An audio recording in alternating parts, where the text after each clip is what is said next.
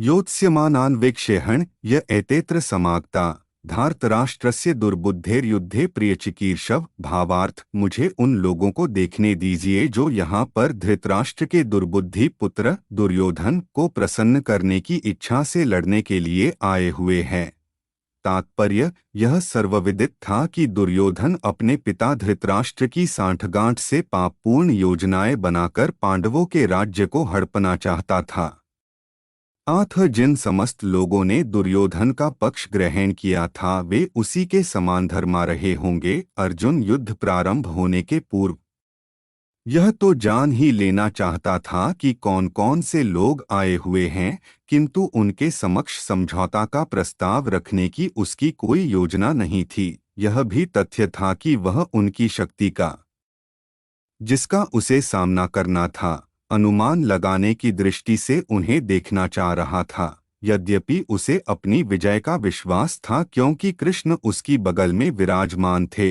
संजय उवाच एव मुक्तो हृषिकेशो गुडाकेशेन भारत सेनयोरुभयोर्मध्ये स्थापित्वा रथोत्तमम्। भावार्थ, संजय ने कहा, हे भरतवंशी, अर्जुन द्वारा इस प्रकार संबोधित किए जाने पर भगवान कृष्ण ने दोनों दलों के बीच में उस उत्तम रथ को लाकर खड़ा कर दिया।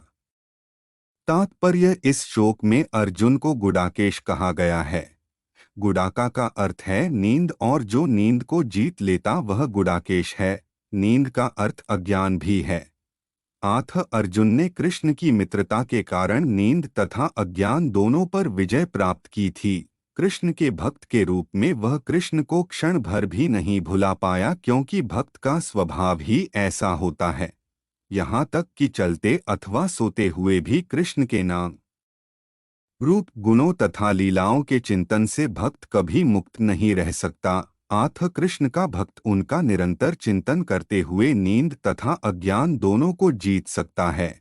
इसी को कृष्ण भावनामृत या समाधि कहते हैं।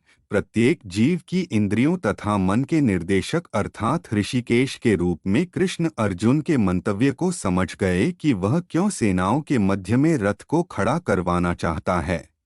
अतः उन्होंने वैसा ही किया और फिर वे इस प्रकार बोले।